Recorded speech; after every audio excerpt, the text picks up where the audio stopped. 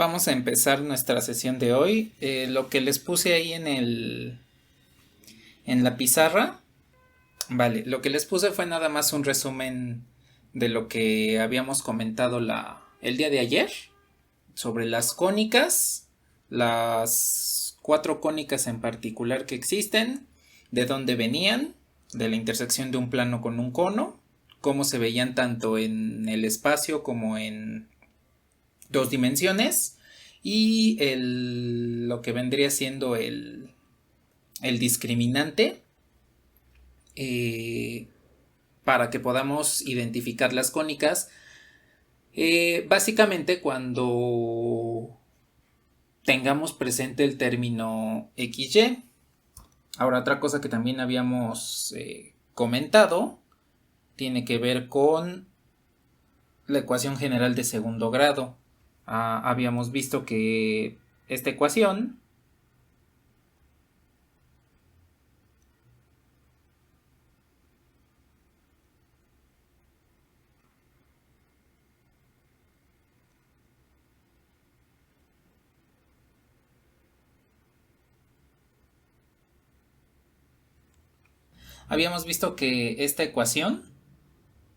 es la que nos va a representar a las cuatro cónicas mediante la ecuación general de segundo grado.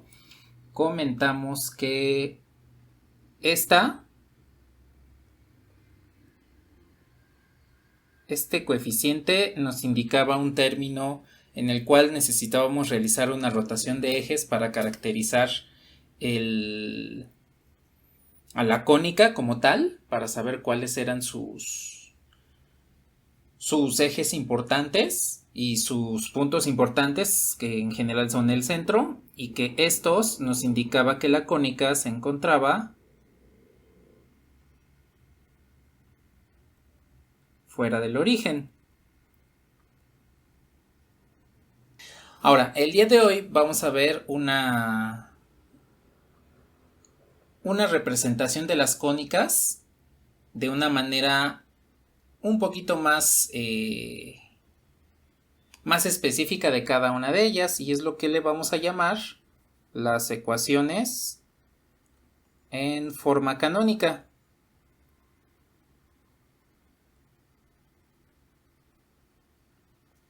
Bueno, cuando nos referimos a ecuaciones en forma canónica, estamos hablando de ecuaciones en general de esta forma: x menos h al cuadrado entre u cuadrada más menos y menos k al cuadrado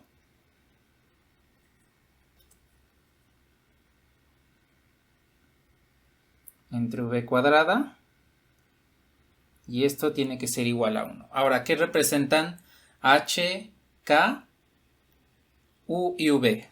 Bueno, para empezar, si tengo un centro, el centro de la cónica, en este caso de elipse, circunferencia o hipérbola, pues se va a encontrar en las coordenadas hk. Esos son los que representan. H es la abscisa del centro y k es la ordenada del centro.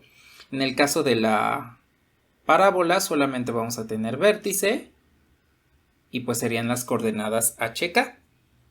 Bueno, ahora lo que representan u y v son las longitudes de los ejes.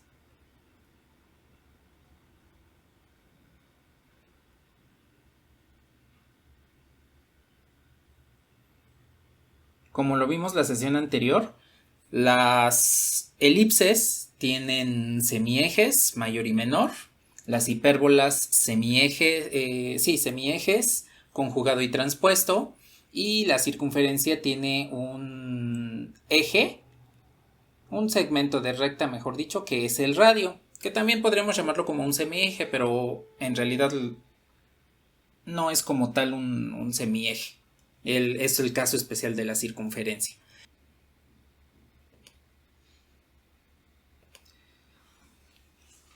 Lo que es para la circunferencia,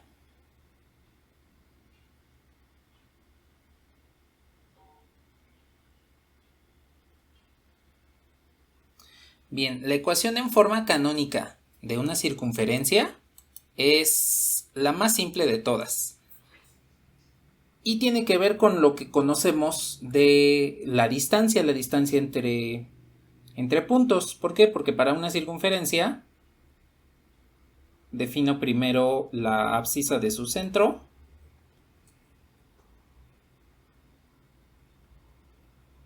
Después defino la ordenada. Y esto tendría que ser igual a r cuadrada. A ver, aquí una pregunta. ¿En álgebra ya vieron lo del teorema de Pitágoras o todavía no?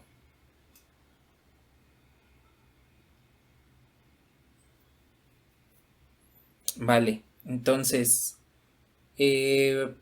probablemente se los mencionaron, desconozco eso, pero el teorema de Pitágoras es la forma en la cual es el método que utilizamos para calcular la distancia, y entonces precisamente en la ecuación de la circunferencia es como podemos verlo, porque aquí tendríamos un elemento a cuadrada más b cuadrada y esto es igual a r cuadrada o c cuadrada, la hipotenusa, ¿no? Entonces la ecuación de una circunferencia, la ecuación en forma canónica, no es otra cosa más que la aplicación del teorema de Pitágoras. Una cosa importante es que podemos dividir a ambos lados de esta ecuación por r para que nos quede esta ecuación.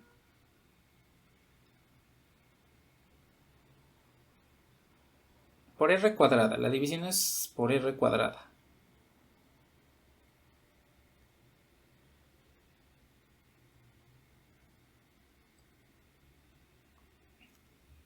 Y entonces tenemos una forma en la cual la circunferencia la podemos representar de una forma en la cual nos es útil cuando estemos buscando lo que sería la representación paramétrica de una función. Cuando lleguemos a la representación paramétrica, vamos a ver lo importante que es esta forma, puesto que nos va a ayudar a establecer mediante una identidad trigonométrica la función en términos de una variable independiente, es decir, que tanto x como y dependan de una tercera variable que le vamos a llamar parámetro. Eso lo vamos a ver ya hasta que lleguemos a la parte final de funciones. Entonces, para una circunferencia, pues tenemos que su ecuación en forma canónica es esta que tenemos aquí. Pueden utilizar cualquiera de las dos. Y que ambas vienen del teorema de Pitágoras. Bueno, a ver. Voy a comenzar con un ejemplo simple, muy simple. Y entonces, teniendo en cuenta aquí la ecuación en forma canónica de la circunferencia, lo que quiero es obtener una circunferencia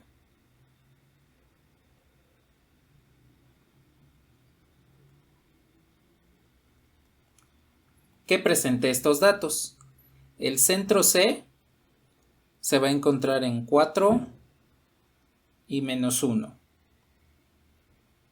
Este es el centro.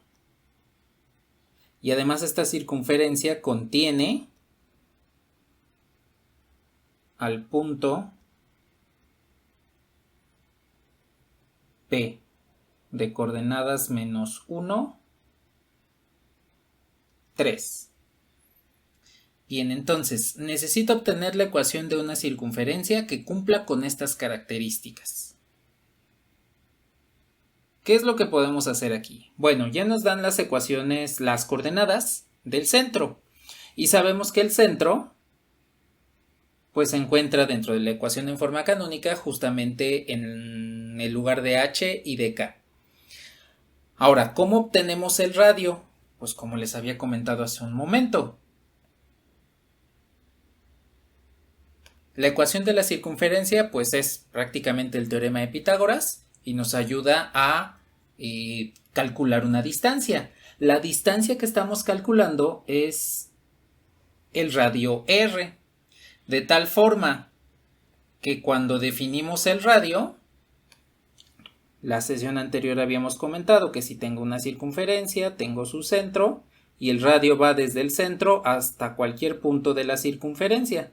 Este va a ser el radio R.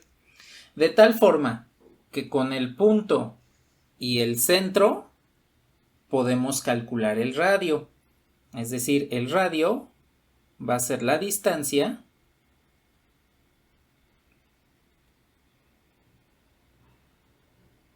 entre C y P. Vale, pues, entonces, ¿cómo calculan distancia entre puntos?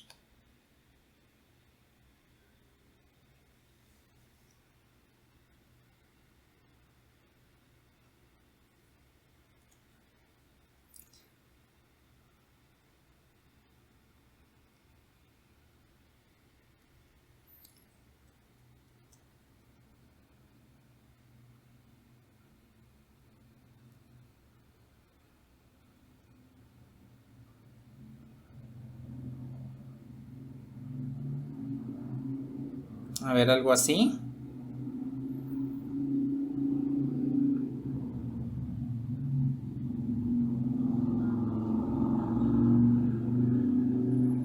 A ver, esto pues lo conocen con raíz, nada más que vean que como puse d al cuadrado, pues por eso no le estoy poniendo la raíz. De hecho, lo que necesitamos es la distancia al cuadrado, porque en la ecuación en forma canónica de la circunferencia necesitamos el r cuadrado, el radio al cuadrado. Entonces, esto es precisamente lo que ustedes conocen, ¿no? Como x2 menos x1 al cuadrado más y2 menos y1 al cuadrado. Y pues esta ecuación, así teniéndolo como d cuadrada, pues es precisamente la ecuación que tenemos aquí. Tomen en consideración que x en la ecuación en forma canónica de la circunferencia pues sería x2, h sería x1, y sería y2 y k sería y1. En este caso, d cuadrada, la distancia al cuadrado es el radio al cuadrado, que es precisamente esto que tenemos aquí. Entonces, la distancia no es otra cosa más que calcular la ecuación en forma canónica de una circunferencia. Más específicamente, es verificar si un punto pertenece o no a la circunferencia. Entonces, voy a terminar aquí el cálculo. Me quedaría que d cuadrada pues vendría siendo 4 más 1, porque menos por menos me da más. Entonces 4 más 1 es 5, 5 al cuadrado, más menos 1 menos 3, menos 4 al cuadrado. Eso quiere decir que esta distancia al cuadrado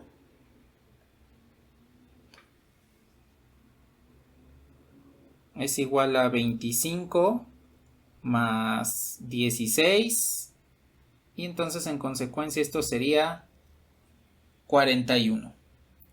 De tal forma que entonces podemos tomar en consideración que la ecuación en forma canónica va a ser la siguiente. Este que tenemos aquí ya es el radio al cuadrado, porque recordemos que es una distancia al cuadrado. Entonces, el radio al cuadrado forzosamente es esa distancia. Es así como la ecuación en forma canónica de la circunferencia que estamos buscando vendría siendo x menos la abscisa del centro. Le subo un poquito para recordar la abscisa del centro, que es 4. Aquí la tenemos. Entonces, 4 al cuadrado más y menos la ordenada del centro. ¿Dónde se encuentra la ordenada? Le subo nuevamente. Ahí está. La ordenada del centro es menos 1. Entonces, menos 1 por este menos me devuelve más. Y esto es igual a 41. Entonces, con esto ya obtuvimos la ecuación en forma canónica de esta circunferencia. Les voy a mostrar aquí en GeoGebra cómo va a quedar nuestra circunferencia. Ya pueden ver la pantalla de GeoGebra. Bien, entonces x menos 4 al cuadrado más y más 1 al cuadrado.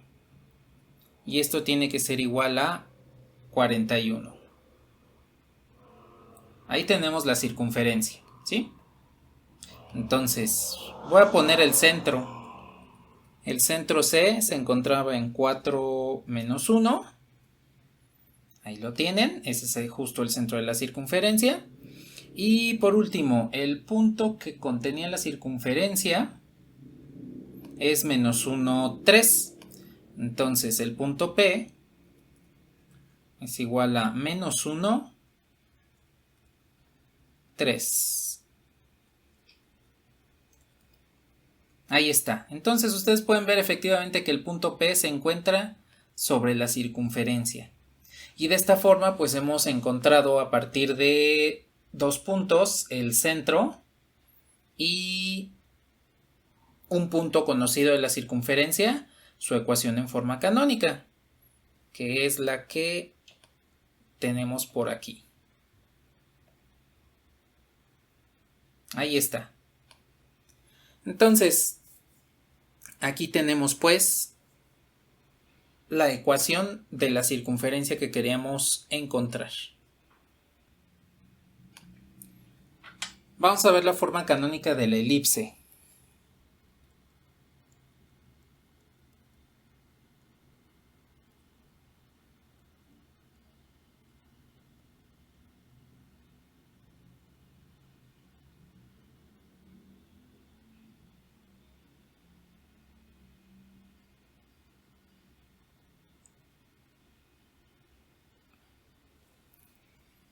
Entonces, la forma canónica de la elipse en general vendría siendo esta.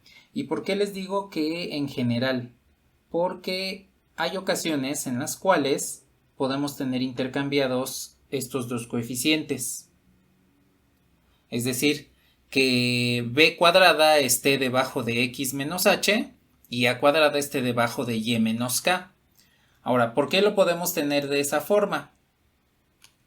Cuando tenemos una elipse, por ejemplo, voy a dibujar una muy simple, una elipse en la cual el semieje mayor es paralelo al eje X, pues resulta que aquí A va a estar asociado a X y B va a estar asociado a Y.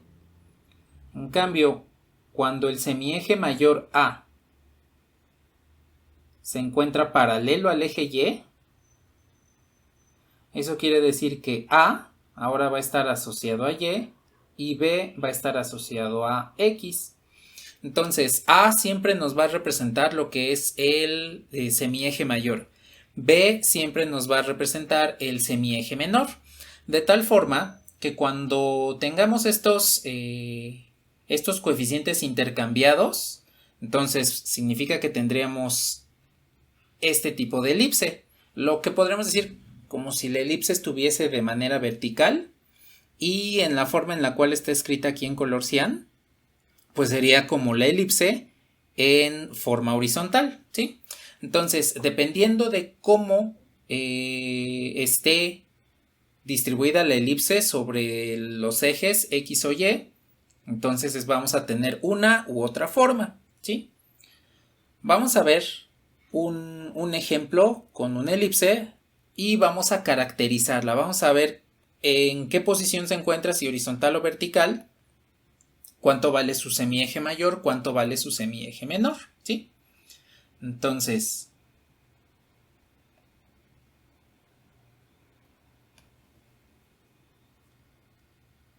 la elipse que vamos a trabajar es la siguiente.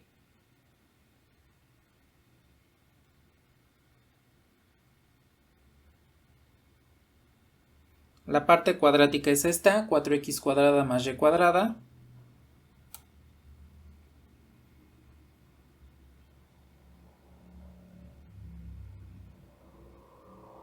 Y parte lineal y término independiente son estos. Entonces, este no es 0. Este es 10.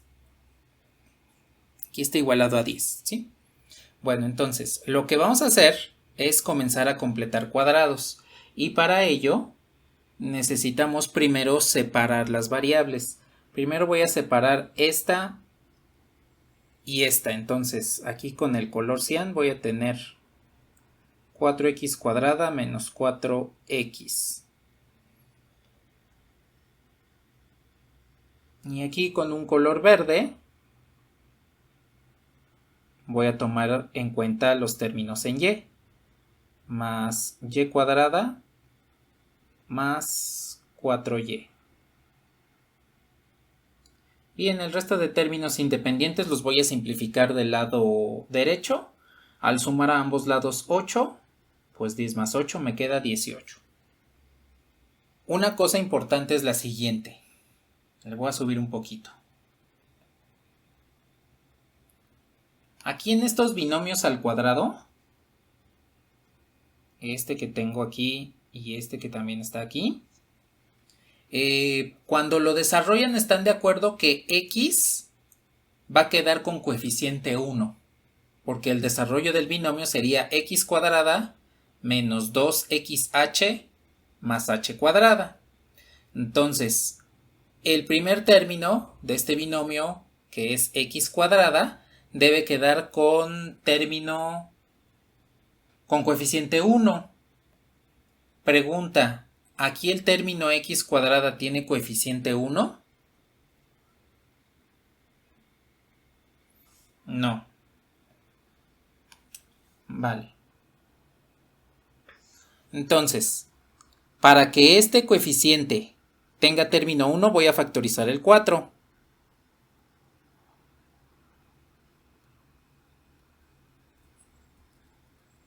Si factorizo el 4 en x cuadrada, pues también lo factorizo en x.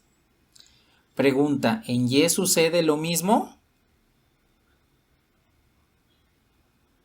En y sí tiene el coeficiente 1, el término al cuadrado, entonces ese que se quede igual.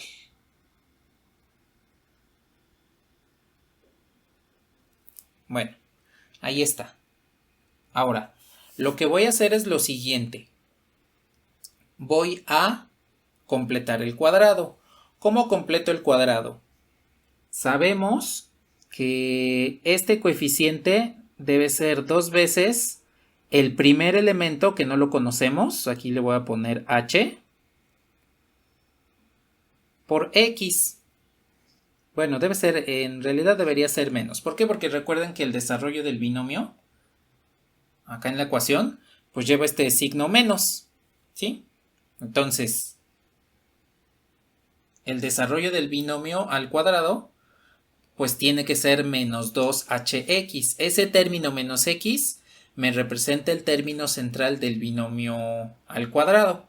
Entonces debe ser menos 2hx.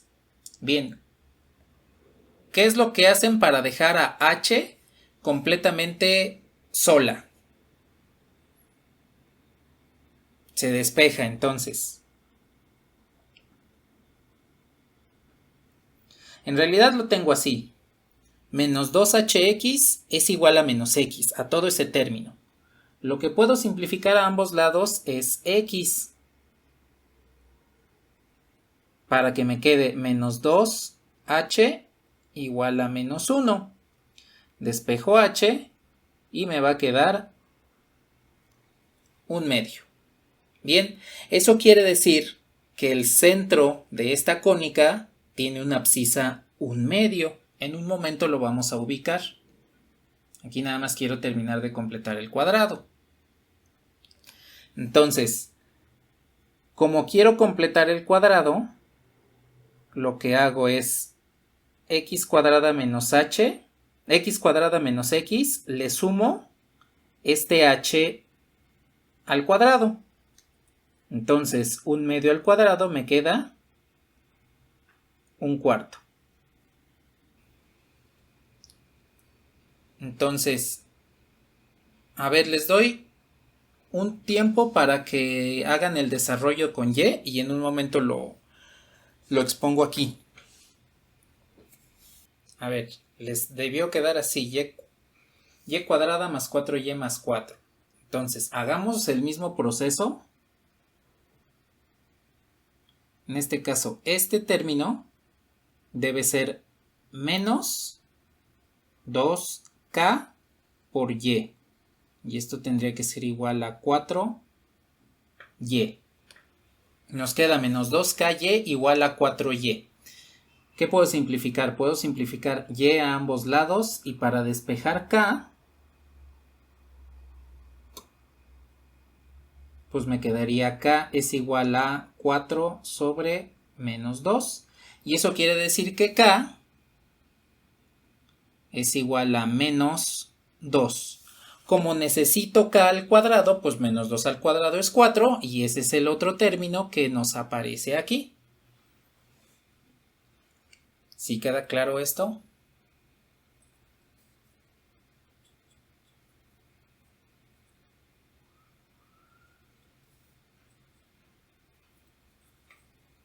¿Sí?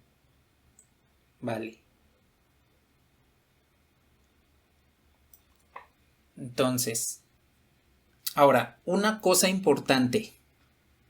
Ya completamos los cuadrados, pero cuando estamos realizando esa suma, estamos alterando como tal la ecuación. Entonces, nada más para que me alcance un poquito el espacio, voy a toda esta parte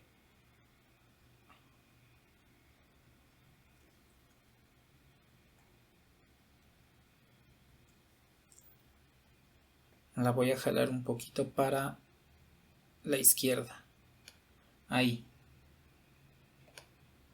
Y nada más voy a quitar esto.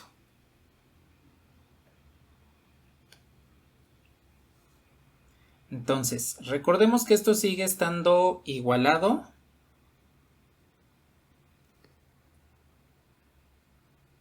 a 18. Y cuando le estamos agregando términos como el menos un cuarto y como el 4, el menos un cuarto, el un cuarto y el 4, como le estamos agregando términos, entonces estamos alterando la igualdad. Para que no se altere, debemos aplicar lo que se llama la ley de cancelación, es decir, lo que sume de un lado, lo tengo que sumar del otro. De esta forma, cuando yo hago el producto de un cuarto por 4, nos devuelve 1. Entonces le sumo un 1 del lado derecho. Y cuando completo el cuadrado de y con 4, pues le tengo que sumar otro 4. ¿Sí? ¿Qué es lo que vamos a hacer? Recordemos entonces que la ecuación en forma canónica es esta.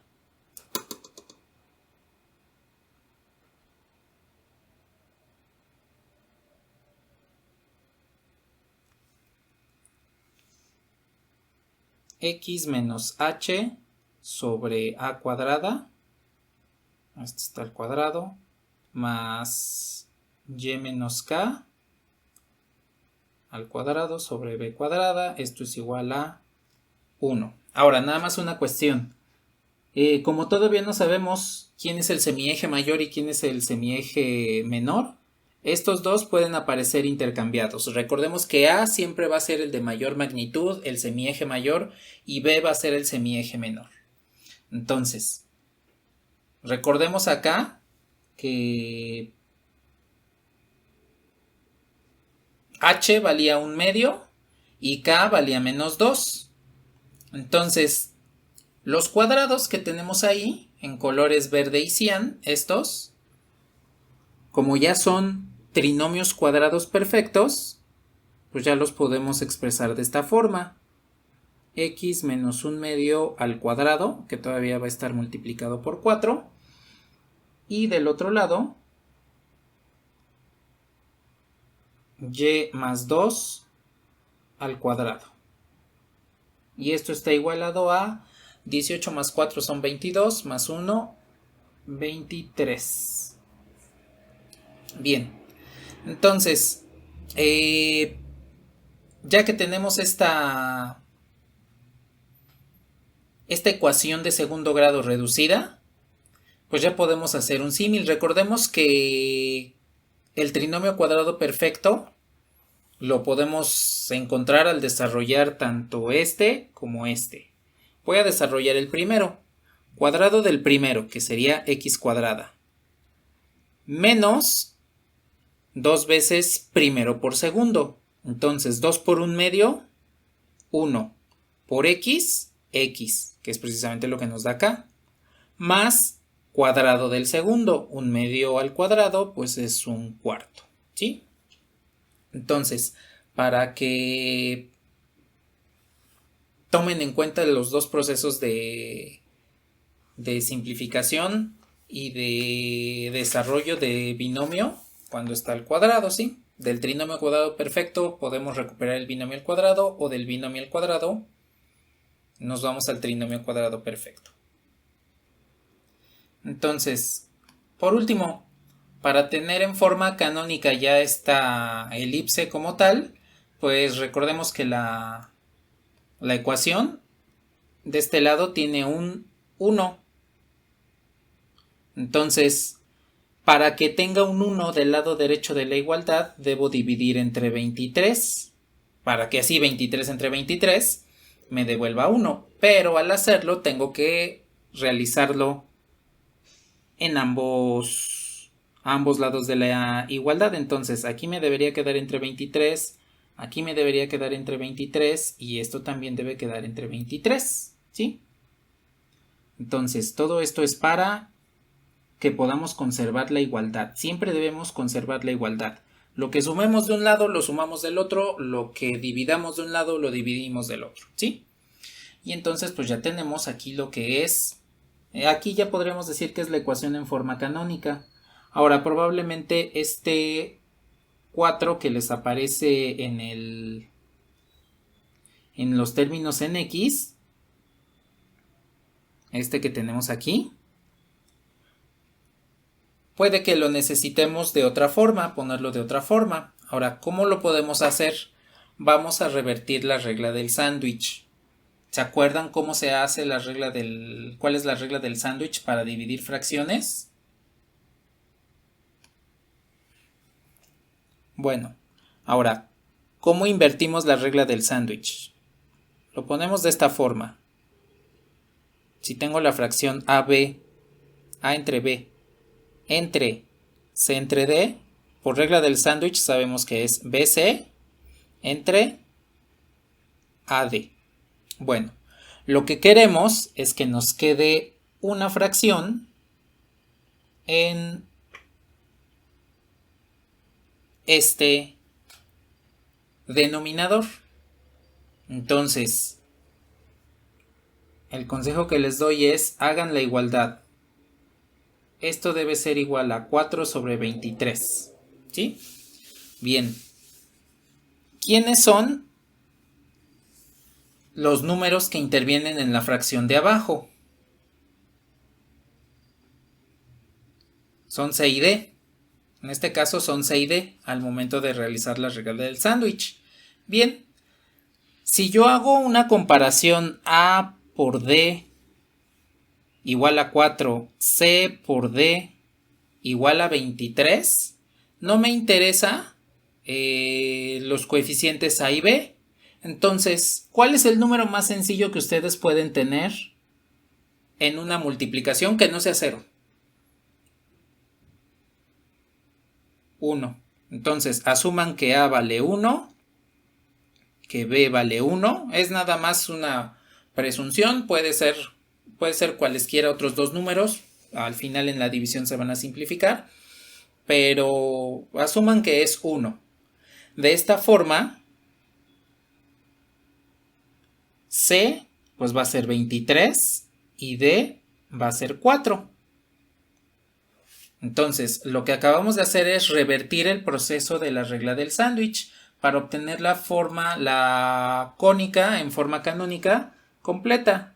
Esto me quedaría como x menos 1/2 al cuadrado sobre la fracción C por D, en este caso, 23 sobre 4, más y más 2 al cuadrado sobre 23 y esto es igual a 1 y ya obtuvimos la ecuación en forma canónica de esta elipse.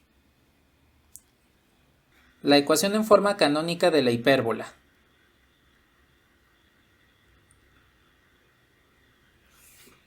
Bien, esta ecuación en forma canónica, pues igual que las otras dos, nos quedaría x menos h al cuadrado sobre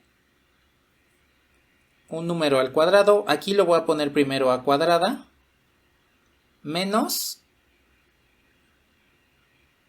y menos k al cuadrado sobre b cuadrada. Y esto tiene que ser igual a 1. Entonces, la ecuación de la hipérbola es exactamente igual que la de la elipse, salvo por el signo de en medio. En lugar de ser un más en la de la elipse, es un menos para la hipérbola. Bien, ahora, ¿cómo sabemos a quién está asociado el signo negativo? Bueno, el signo negativo siempre va a estar asociado a b, siempre. Y b, como lo comentamos ayer, es el semieje conjugado. El caso de A es el semieje transverso.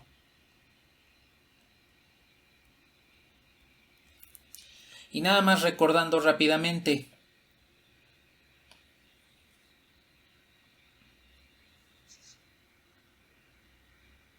Si yo tengo una hipérbola de esta forma,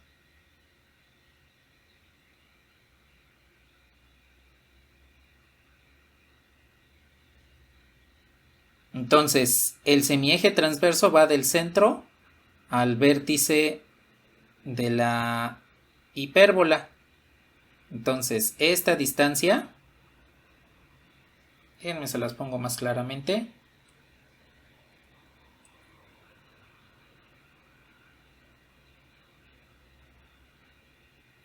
Ahora sí, esta distancia es A. El semieje conjugado lo medimos de manera perpendicular. Esta va a ser la distancia B.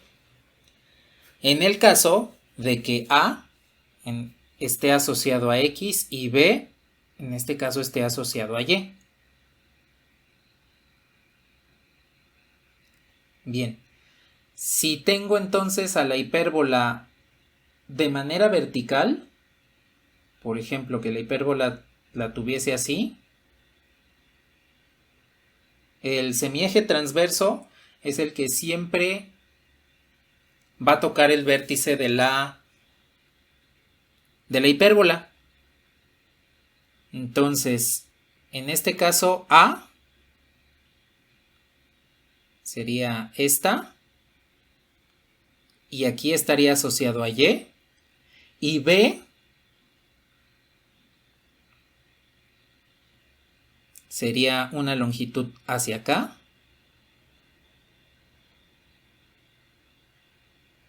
este sería B, y entonces estaría asociado a X. Aquí también podemos tener el intercambio, ¿sí? Entonces, aquí tomen en consideración lo siguiente.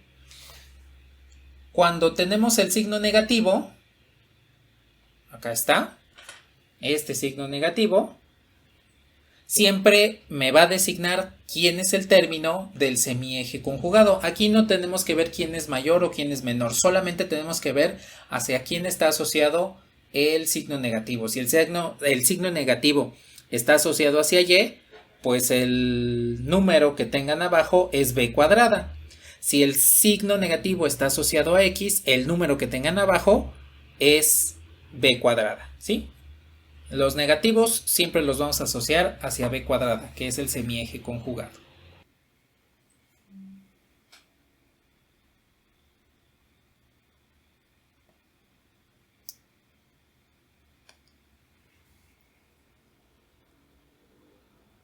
A ver, vamos a hacer rápidamente este ejemplo.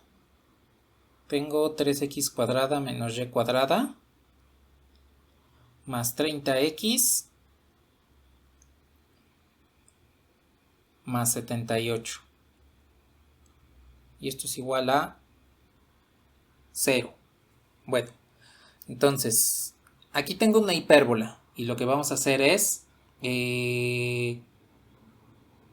calcular su ecuación en forma canónica, ¿sí? Bien. Ahora, lo que vamos a hacer es exactamente lo mismo que hicimos con la elipse. Todos los términos en x los voy a agrupar de un lado. Entonces aquí me quedaría 3x cuadrada más 30x. Y todos los términos en y los voy a agrupar del otro lado. Menos y cuadrada. En este caso nada más tengo y cuadrada. Los términos independientes pues van a estar ubicados dentro del otro lado de la ecuación. Bien, pues ahí tengo entonces la ecuación como tal ya separada. Términos y, términos x y términos independientes. Bueno, a ver. Hagamos exactamente lo mismo que hicimos hace ratito con x. Con la ecuación de la elipse.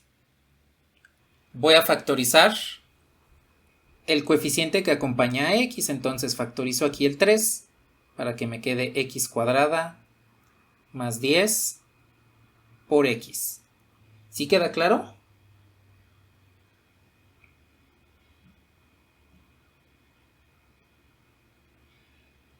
Y pues se va a quedar igual. Y esto es igual a menos 78. Bien. A ver, aquí les voy a hacer la pregunta. ¿Cómo vamos a encontrar el término que debe completar el cuadrado?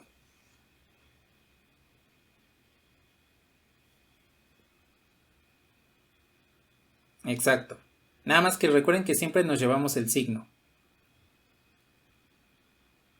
Menos 2xh tendría que ser igual a 10x. De esta forma puedo simplificar x con x y despejamos h. Y entonces en este caso h nos va a quedar como menos 5.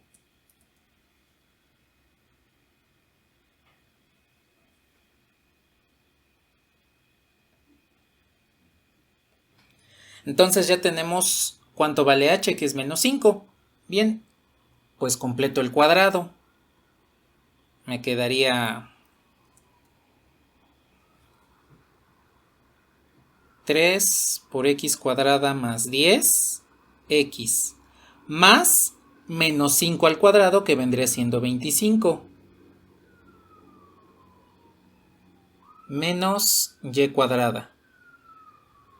Esto es igual a menos 78. Bien, y aplicamos otra vez lo mismo. Como le acabamos de sumar el 25 que viene del h cuadrada, entonces tengo que multiplicar 25 por el 3 que tenemos factorizado, que eso me devuelve 75.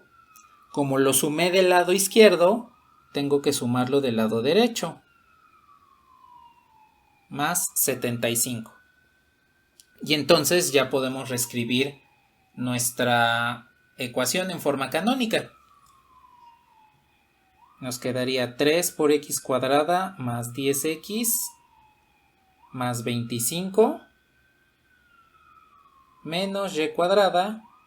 Y esto es igual a menos 78 más 75. Pues nos queda menos 3. Ahora, factorizo el trinomio cuadrado perfecto, que me quedaría la raíz del primero más la raíz del segundo menos y cuadrada igual a menos 3. Bien, ahora, para tener 1 del lado derecho, porque recuerden que aquí en la ecuación en forma canónica también tenemos un 1 del lado derecho, lo que voy a hacer es dividir todo entre menos 3. Entonces, este lo divido entre menos 3, este lo divido entre menos 3 y este lo divido entre menos 3.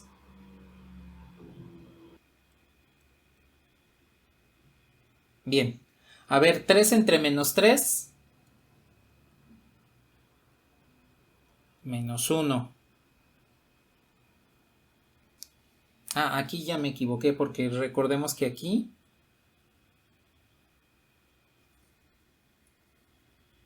era un menos.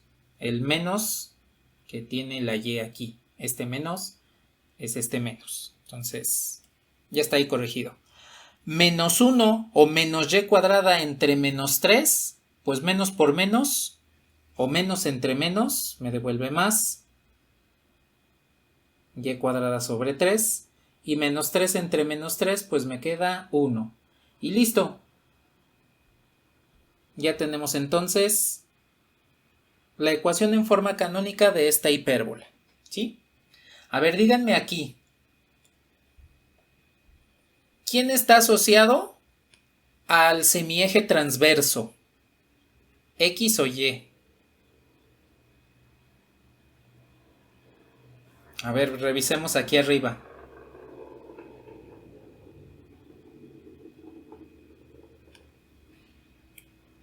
Exactamente, el semieje transverso es hacia Y. Recordemos que el semieje transverso siempre está asociado al signo positivo. Y en el caso de la ecuación que tenemos aquí abajo, pues resulta que Y es el que está asociado al signo positivo. De tal forma que el semieje transverso A, en este caso A cuadrada, pues es igual a 3. Eso quiere decir que la longitud A pues tiene que ser la raíz de 3.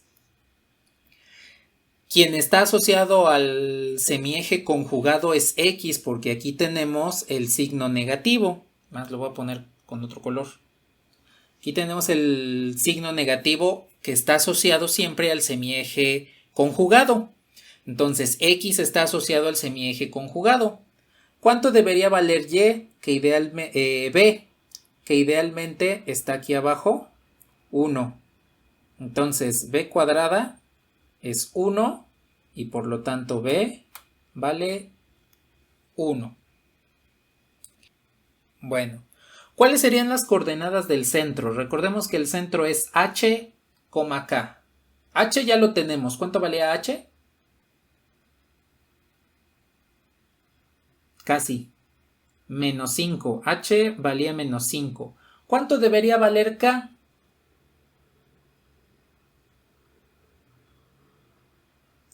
Vale 0. ¿Por qué vale 0? Pues porque no lo tenemos aquí presente. Este y cuadrada pues me representa y menos k elevado al cuadrado. La única forma en que y cuadrada sea igual a y menos k pues es que k sea 0. Vamos a dibujar entonces la hipérbola que tenemos aquí. Y ya con esto damos por finalizada la sesión. Entonces, la hipérbola es menos x más 5 al cuadrado. A ver, antes de que siga dibujándola. ¿Cómo va a salir? ¿Una hipérbola vertical o horizontal? Va a ser vertical, porque recuerden que el eje conjugado está asociado a x. Les voy a poner aquí la pizarra.